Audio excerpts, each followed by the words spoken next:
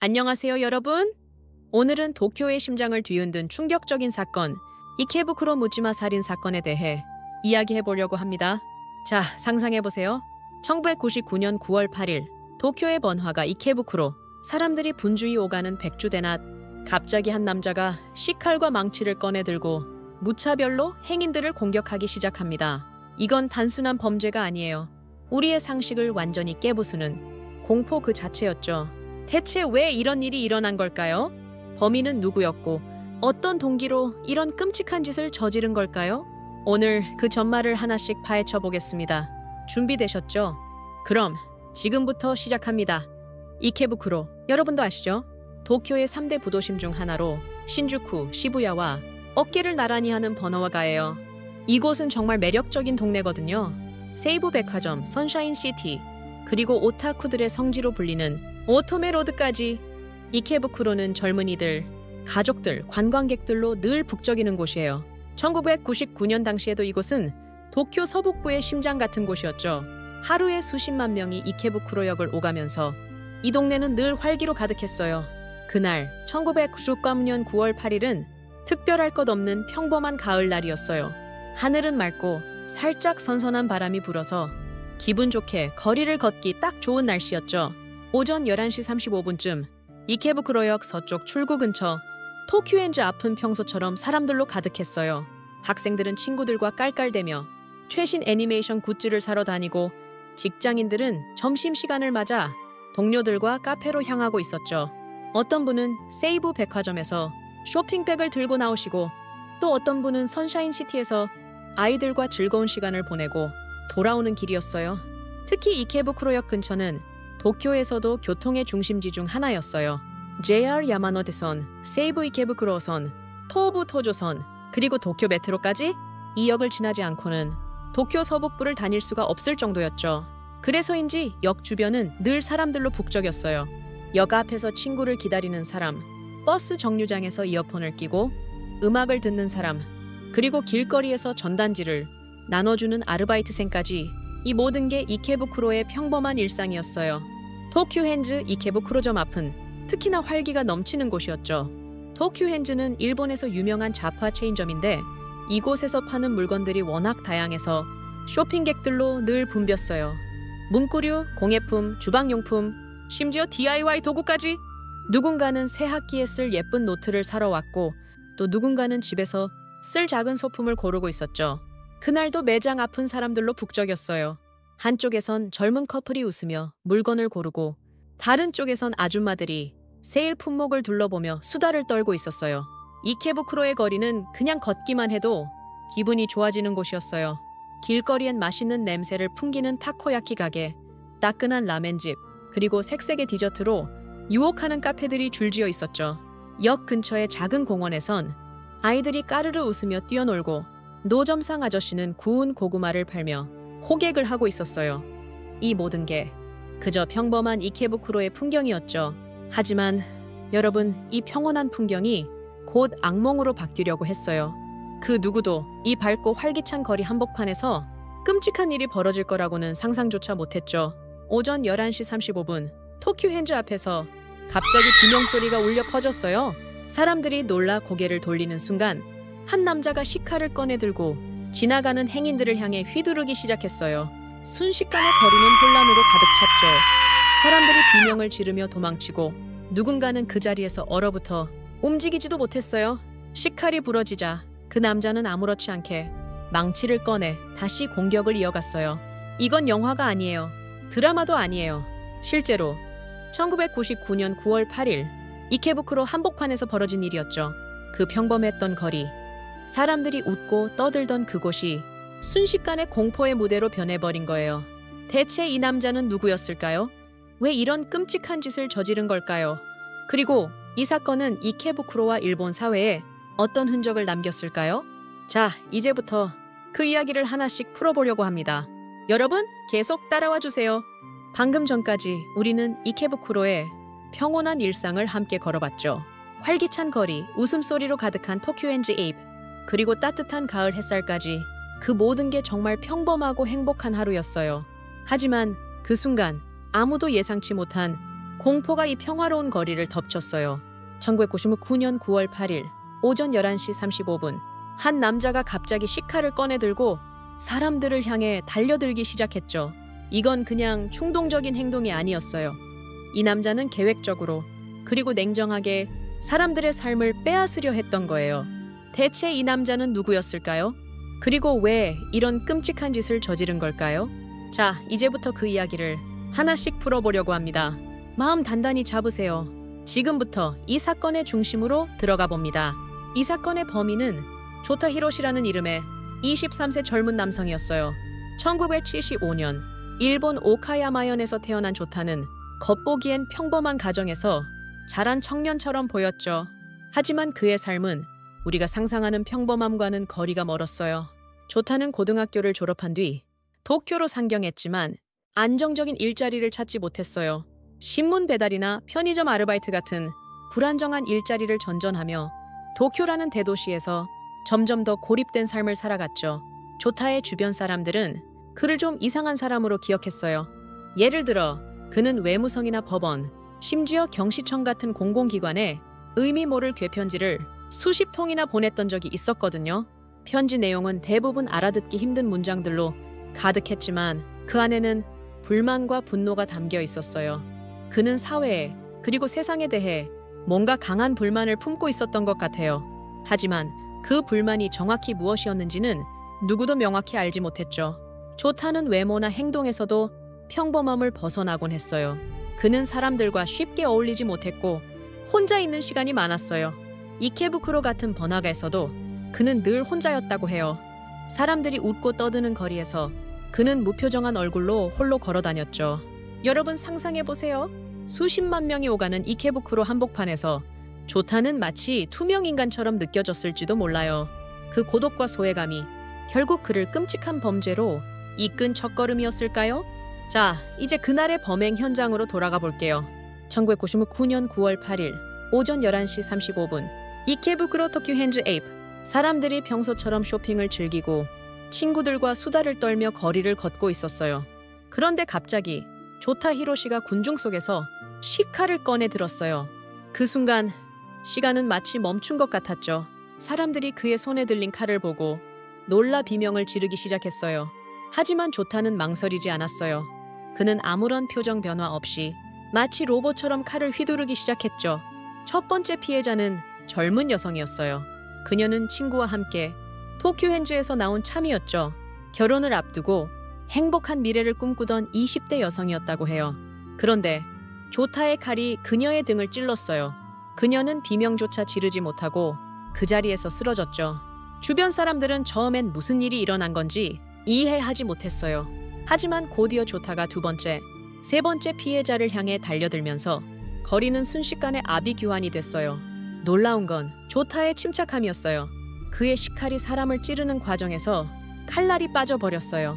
보통 사람이라면 당황했을 텐데 조타는 달랐어요. 그는 부러진 칼을 아무렇지 않게 버리고 가방에서 망치를 꺼내 들었어요. 그리고는 망치로 사람들의 머리와 몸을 내리치기 시작했죠.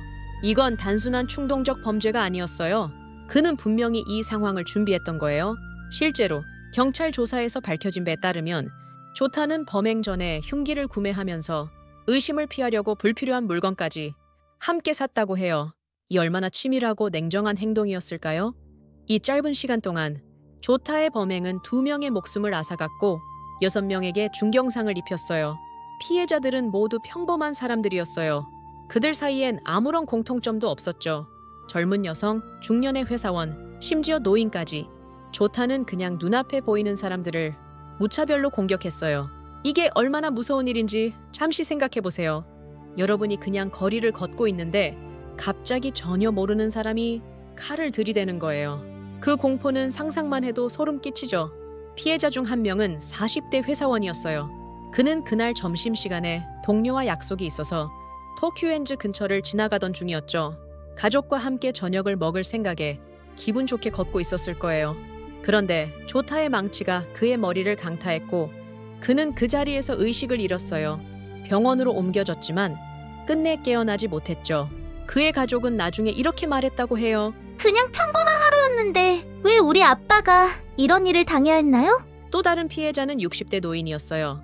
그는 손자와 함께 선샤인 시티에 놀러 갔다가 집으로 돌아가는 길이었어요. 조타의 칼에 찔린 그는 결국 병원에서 숨을 거뒀죠. 그의 손자는 그날의 충격으로 오랫동안 트라우마를 겪었다고 해요. 이 사건은 단순한 숫자 2명 사망, 6명 부상로 끝나는 게 아니에요.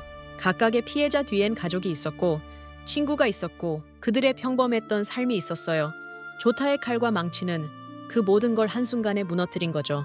범행 현장은 정말이지 지옥 같았어요. 도쿄엔즈 앞거리는 순식간에 피로 물들었고 사람들의 비명소리가 이케부쿠로역까지 울려 퍼졌어요. 누군가는 도망치려다 넘어졌고 누군가는 겁에 질려 그 자리에서 꼼짝도 못했어요. 상점 주인들은 문을 걸어 잠갔다고 해요. 근처 카페에 있던 사람들은 테이블 밑으로 숨었고 길거리의 아이들은 울면서 부모를 찾았죠. 경찰은 신고를 받고 몇 분 만에 현장에 도착했어요. 하지만 조타는 그 짧은 시간 동안 이미 너무 많은 사람을 해쳤죠. 경찰이 그를 제압했을 때 그는 아무런 저항도 하지 않았다고 해요. 마치 모든 걸 끝낸 사람처럼 그는 조용히 체포됐어요. 그의 얼굴엔 여전히 아무런 감정도 보이지 않았죠. 이게 얼마나 무서운 일일까요? 그는 왜 이렇게까지 사람들을 해쳤을까요? 이 질문은 우리를 사건의 다음 단계로 이끌어요. 자, 여러분 지금까지 이케부쿠로 묻지마 살인 사건의 충격적인 범행 현장을 함께 살펴봤어요. 조타 히로시라는 젊은 남자, 그리고 그의 칼과 망치가 평화로운 거리를 어떻게 악몽으로 바꿨는지. 하지만 이야기는 여기서 끝나는 게 아니에요. 대체 조타는 왜 이런 짓을 저지른 걸까요? 그의 머릿속엔 무슨 생각이 있었던 걸까요? 그리고 이 사건은 일본 사회에 어떤 파장을 일으켰을까요? 지금까지 우리는 이케부쿠로의 평화로운 거리가 어떻게 한순간에 공포의 무대로 변했는지, 그리고 조타 히로시라는 젊은 남자가 어떻게 무차별적으로 사람들을 공격했는지 함께 봤어요. 도쿄엔즈 앞에서 휘둘러진 식칼과 망치, 그리고 그로 인해 무너진 피해자들의 삶, 정말 믿기 힘든 비극이었죠. 하지만 여기서 가장 큰 의문이 남아요. 대체 조타 히로시는 왜 이런 끔찍한 짓을 저지른 걸까요? 그의 머릿속엔 무슨 생각이 있었던 걸까요? 그리고 법은 이 충격적인 범죄에 대해 어떤 판단을 내렸을까요? 오늘 이 사건의 핵심으로 들어가 봅니다. 자, 숨을 크게 들이쉬고 이 이야기의 반전 속으로 함께 뛰어들어요. 조타 히로시가 경찰에 체포된 직후 모두가 궁금해했던 건 하나였어요. 대체 왜 그는 이케부쿠로 한복판에서 전혀 모르는 사람들을 향해 칼과 망치를 휘둘렀을까요? 경찰은 조타를 상대로 신문을 시작했지만 그의 대답은 모두를 당황하게 했어요. 조타는 담담한 목소리로 이렇게 말했죠. 그냥 사람을 죽이고 싶었다. 여러분, 이게 무슨 말일까요? 원한도 없고 돈을 노린 것도 아니고 심지어 정치적 이유도 없이 그냥 살인을 하고 싶었다고요? 이 말은 당시 일본 사회에 엄청난 충격을 줬어요. 묻지마 범죄, 그러니까 아무런 동기 없이 저질러지는 범죄는 사람들의 상식을 완전히 깨부수는 일이었거든요. 조타는 피해자들과 아무런 관계가 없었어요. 그는 그들을 전혀 알지도 못했고 그날 처음 만난 사람들이었죠. 경찰은 조타의 과거를 샅샅이 조사했어요. 혹시 특정한 사건이나 트라우마가 그의 행동을 유발했을까 싶어서요. 하지만 놀랍게도 뚜렷한 단서를 찾지 못했어요. 조타의 삶을 조금 더 들여다보면 그는 도쿄로 상경한 뒤 경제적으로나 사회적으로 불안정한 상태였어요. 안정적인 일자리가 없었고 친구도 거의 없었죠. 그는 이케부쿠로 같은 번화가에서 늘 혼자였어요. 심지어 그는 외무성이나 법원에 궤편지를 보내며 사회에 대한 불만을 드러냈지만 그 불만이 정확히 무엇인지조차 명확하지 않았어요. 어떤 심리학자들은 조타가 사회적 고립과 소외감 속에서 점점 더 깊은 절망에 빠졌을 거라고 분석했어요. 하지만 그게 전부일까요? 단순히 절망이 이런 극단적인 범죄로 이어질 수 있을까요? 조타의 말 중에 또 하나 섬뜩했던 건 그가 범행을 저지르면서 아무런 감정을 느끼지 않았다고 한 점이에요. 그는 경찰에게 사람을 찌를 때 아무 생각도 들지 않았다고 했어요. 이건 정말 소름 끼치는 일이죠. 보통 사람은 누군가를 해치면서 죄책감이나 두려움을 느끼기 마련인데 조타는 그런 감정이 전혀 없었다는 거예요. 이 때문에 일부 전문가들은 그가 반사회적 인격장애나 조현병 같은 정신질환을 앓고 있었을 가능성을 제기했어요. 하지만 이건 나중에 재판에서 큰 논쟁거리가 되죠. 조타 히로시의 재판은 2000년에 도쿄지방법원에서 시작됐어요. 이 재판은 일본 전역의 이목을 끌었어요. 왜냐하면 이케부쿠로 묻지마 살인 사건은 단순한 범죄가 아니라 일본 사회의 안전과 정의에 대한 큰 질문을 던졌기 때문이에요. 재판의 핵심 쟁점은 하나였어요. 조타가 범행 당시 자신의 행동을 통제할 수 있는 정신 상태였는지 아니면 심신미약 상태였는지. 조타의 변호인단은 그가 정신질환을 앓고 있었다고 강력히 주장했어요. 그들은 조타가 평소 이상 행동에를 들어 괴편지를 보내거나 혼잣말을 하는 모습을 보였고 범행 당시에도 정상적인 판단력을 잃은 상태였다고 했죠. 만약 심신미약이 인정된다면 조타는 사형이나 무기징역 대신 훨씬 가벼운 형을 받을 가능성이 높았어요. 실제로 일본에서는 과거 비슷한 묻지마 범죄들을 이를테면 1980년대 신주쿠 버스 방화 사건이나 1990년대 후카가와 칼부림 사건에서 피고인의 심신미약이 인정돼 감형된 사례가 많았거든요. 변호인단은 정신과 전문가들을 증인으로 불러 조타의 정신 상태를 분석했어요. 한 전문가는 조타가 반사회적 인격장애의 특징을 보인다고 했고, 또 다른 전문가는 그가 망상장애나 조현병 초기 증상을 보였을 가능성을 언급했어요. 그들은 조타가 사회에 대한 분노를 비정상적으로 표출한 것이라며 그의 행동이 정상적인 판단력에서 나온 게 아니라고 주장했죠. 이 주장은 재판 초기에 꽤 설득력을 얻었어요. 왜냐하면 조타의 동기 없는 범행은 일반적인 범죄 패턴과 너무 달랐기 때문이에요. 하지만 여기서 이야기가 완전히 뒤바뀌어요. 도쿄지방법원은 조타의 심신미약 주장을 단호히 기각했어요. 이건 당시 일본 사법 역사에서도 굉장히 이례적인 결정이었죠. 재판부는 조타의 범행 과정에서 드러난 몇 가지 사실을 근거로 그가 완전한 판단력과 계획성을 가지고 있었다고 판단했어요. 어떤 사실들이었냐고요? 자, 하나씩 볼게요. 첫째, 조타는 범행 전에 흉기를 치밀하게 준비했어요. 그는 식칼과 망치를 미리 구매했는데 이때 의심을 피하려고 불필요한 물건 예를 들어 문구류나 생활용품까지 함께 샀어요. 이건 우발적인 행동이 아니라 계획된 범죄라는 증거였죠. 둘째, 범행 도중 그의 행동은 놀라울 정도로 침착했어요. 식칼에 칼날이 빠지자 그는 당황하지 않고 망치로 무기를 바꿔 공격을 이어갔어요. 이건 정신적으로 혼란스러운 사람이 할 수 있는 행동이 아니에요. 셋째, 조타는 경찰 체포 당시에도 아무런 저항 없이 순순히 체포됐어요. 그는 자신의 행동을 완전히 인지하고 있었다는 거죠. 검찰은 이 점들을 하나하나 짚으며 조타가 심신미약이 아니라 완전한 책임 능력을 가지고 있었다고 주장했어요. 그들은 이렇게 말했죠. 조타 히로시는 단순히 동기가 불분명했을 뿐 그의 행동은 치밀하고 의도적이었다. 재판부는 이 주장에 동의했어요. 2002년 1월 18일 도쿄지방법원은 조택의 사형을 선고했어요. 이 판결은 일본 사회에 큰 충격을 줬어요. 왜냐하면 묻지마 범죄에서 피고인의 형사책임 능력이 완전히 인정된 경우는 거의 없었거든요. 조타는 사형 선고를 받고 즉시 항소했어요. 그의 변호인단은 도쿄고등법원에 심신미약 주장을 다시 제기하며 정신감정을 추가로 요구했죠. 하지만 고등법원도 원심을 유지했어요. 결국 2008년 일본 최고재판소는 조타의 사형을 최종 확정했어요. 현재 조타 히로시는 도쿄구치소에서 사형수로 수감된 상태예요.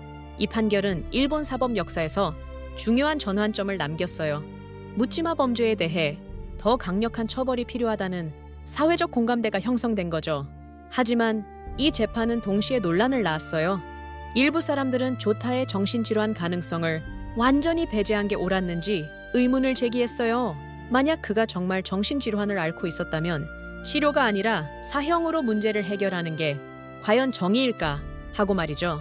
반대로 피해자 유족들은 이 판결을 환영했어요. 한 유족은 이렇게 말했어요. 그가 왜 그랬는지는 중요하지 않아요. 우리 가족을 잃은 고통은 변하지 않으니까요. 자, 여러분, 이케부쿠로 묻지마 살인 사건의 동기와 재판 과정을 함께 살펴봤어요. 조타 히로시의 알 수 없는 내면, 그리고 법원이 내린 충격적인 반전 판결까지. 이 사건은 단순한 범죄 이야기가 아니에요. 우리 사회가 안전과 정의를 어떻게 지켜야 하는지, 그리고 소외된 이들의 절망을 어떻게 바라봐야 하는지에 대한 깊은 질문을 던져줬죠. 다음 이야기에서는 이 사건이 일본 사회에 어떤 변화를 가져왔는지, 그리고 우리가 어떤 교훈을 얻을 수 있는지 함께 생각해 보려고 합니다. 지금까지 우리는 1999년 이케부쿠로 묻지마 살인 사건의 전말을 함께 따라가 봤어요. 평화로운 이케부쿠로 거리가 순식간에 공포로 물들었던 그날, 조타 히로시라는 한 청년의 충격적인 범행, 그리고 그의 알 수 없는 동기와 재판의 드라마틱한 반전까지 이 모든 이야기가 우리 마음을 무겁게 했죠. 하지만 이 사건은 단순히 과거의 비극으로 끝나는 게 아니에요. 이 이야기는 우리에게, 그리고 지금 이 순간을 살아가는 여러분에게 깊은 메시지를 남기고 있어요. 자, 이제 이 긴 여정을 마무리하며 우리가 이 사건에서 무엇을 배울 수 있는지, 그리고 어떻게 앞으로 나아갈 수 있을지 함께 생각해 보려고 합니다. 편안히 앉아서 이 마지막 이야기를 마음으로 느껴보세요. 이케부쿠로, 그 비극의 무대였던 곳은 시간이 지나면서 조금씩 상처를 치유해 갔어요. 1999년 9월 8일 도쿄 헨즈 앞에서 벌어진 끔찍한 사건 이후 이케부쿠로는 한동안 공포와 슬픔에 휩싸였죠. 사람들이 그 거리를 지날 때마다 무의식적으로 고개를 돌리거나 발걸음을 재촉했다고 해요. 하지만 인간의 회복력은 정말 놀라워요. 몇 년이 지나자 이케부쿠로는 다시 활기를 되찾았어요. 세이브 백화점은 여전히 쇼핑객들로 북적이고 선샤인 시티엔 아이들의 웃음소리가 울려 퍼졌죠. 오토메 로드엔 여전히 오타쿠들이 모여서 그들만의 행복을 나누고 있고요. 그렇다고 그날의 상처가 완전히 사라진 건 아니에요. 사건 현장 근처엔 지금도 조용히 꽃다발이 놓이는 날이 있다고 해요. 피해자들을 기억하는 누군가가, 혹은 그들의 가족이 남긴 작은 흔적일 거예요. 이케부쿠로의 거리엔 이제 다시 웃음소리가 가득하지만 그 웃음 속엔 희생자들을 잊지 않으려는 마음도 함께 녹아 있어요. 여러분, 이게 바로 우리가 살아가는 방식 아닐까요? 아픔을 안고 그래도 앞으로 나아가는 거요. 저는 이케부쿠로를 다시 생각하면서 한 가지가 떠올랐어요. 그곳은 비극의 장소였지만 동시에 사람들이 서로를 위로하고 다시 일어선 곳이기도 해요. 사건 이후 지역 주민들은 피해자들을 기리기 위해 작은 추모 모임을 열었고 이케부쿠로역 근처엔 안전을 위한 CCTV와 경찰 순찰이 늘어났어요.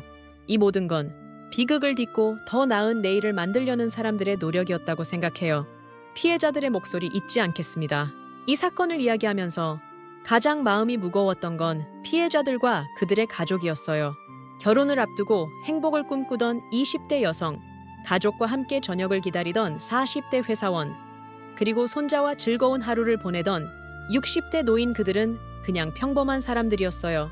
우리 주변에, 혹은 우리 자신과 다를 바 없는 사람들이었죠. 그들의 삶은 조타 히로시의 칼과 망치에 의해 갑작스럽게 멈춰버렸어요.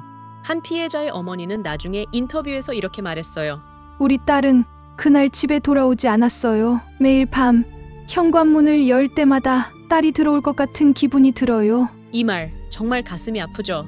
또 다른 유족은 이렇게 말했어요. 아빠가 없어진 후로 우리 집은 더 이상 예전 같지 않아요. 하지만 아빠가 우리를 지켜보고 있다고 믿고 싶어요. 이들의 목소리는 단순한 말이 아니에요. 그건 잃어버린 사랑, 그리고 끝나지 않는 그리움이에요. 우리가 이 사건을 이야기하는 이유는 단순히 충격적인 범죄를 되짚기 위해서가 아니에요. 피해자들의 삶을 기억하고 그들의 이야기를 잊지 않기 위해서예요. 그들은 숫자나 통계가 아니에요. 그들 하나하나가 누군가의 소중한 가족, 친구, 이웃이었어요. 이 영상을 보시는 여러분, 잠시만 시간을 내서 그들을 마음속으로 떠올려 주세요. 그들의 미소, 그들의 꿈, 그리고 그들이 남기고 싶었을 따뜻한 순간들을요. 우리는 무엇을 할 수 있을까? 이케부쿠로 묻지마 살인 사건은 우리에게 중요한 질문을 던져줬어요. 왜 이런 비극이 일어났을까? 그리고 우리는 이런 일을 막기 위해 무엇을 할 수 있을까? 조타 히로시 같은 사람은 어떻게 만들어지는 걸까?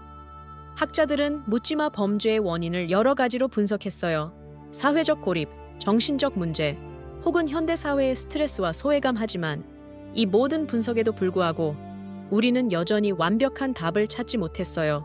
조타는 사회에서 소외된 삶을 살았어요. 그는 도쿄라는 거대한 도시에서 마치 투명 인간처럼 존재했죠. 그의 분노와 절망은 결국 끔찍한 범죄로 터져나왔어요. 이건 단순히 그의 잘못만은 아닐지도 몰라요. 우리 사회가 어쩌면 그의 작은 SOS 신호를 놓쳤을 수도 있죠. 여러분, 생각해보세요. 우리 주변에도 누군가는 조용히 고통받고 있을지도 몰라요. 그들의 손을 잡아주는 게 어쩌면 이런 비극을 막는 첫걸음이 될 수 있지 않을까요? 저는 이 사건을 되돌아보면서 한 가지 다짐을 했어요. 내가 만나는 사람들에게 조금 더 따뜻하게 대하자. 누군가 힘들어 보인다면 그냥 지나치지 말고 작은 관심을 보이자. 그게 별거 아닌 것 같아도 누군가에게는 큰 힘이 될 수 있거든요. 여러분도 한번 생각해 보세요. 오늘 내가 누군가에게 줄 수 있는 작은 따뜻함은 뭐가 있을까? 그게 이 사건이 우리에게 남긴 가장 큰 교훈이라고 믿어요. 앞으로의 이케부쿠로, 그리고 우리, 자, 이제 이 긴 이야기를 마무리할 시간이에요. 이케부쿠로 묻지마 살인 사건은 우리에게 아픔을 남겼지만 동시에 희망의 씨앗도 심어줬어요. 이케부쿠로는 지금도 도쿄의 심장으로 여전히 사람들로 북적이는 곳이에요. 그 거리엔 비극의 흔적이 있지만 그 위로 새로운 웃음과 삶이 쌓이고 있죠. 우리도 그래야 하지 않을까요? 아픔을 기억하되 그걸 딛고 더 따뜻한 세상을 만들어가는 거요. 이 영상을 보신 여러분, 이 사건에 대해 어떤 생각이 드셨어요? 조타 히로시의 행동, 피해자들의 아픔, 그리고 법원의 판결, 혹시 더 궁금한 점이 있거나 이 사건에 대해 이야기하고 싶으신 게 있으면 댓글로 꼭 알려주세요. 여러분의 생각이 이 이야기를 더 풍성하게 만들어줄 거예요. 그리고 이 영상이 마음에 드셨다면 구독 버튼과 좋아요, 알림 설정까지 부탁드릴게요. 우리 함께 더 많은 이야기를 나눠봐요. 마지막으로 여러분께 한 가지 부탁드리고 싶어요. 오늘 하루 누군가에게 작은 친절을 베풀어 보세요. 미소 하나, 따뜻한 말 한마디라도 좋아요. 그게 바로 우리가 이 비극에서 배운 가장 큰 선물이니까요. 그럼 다음 영상에서 다시 만나요. 여러분, 오늘도 안전하고 따뜻한 하루 보내세요.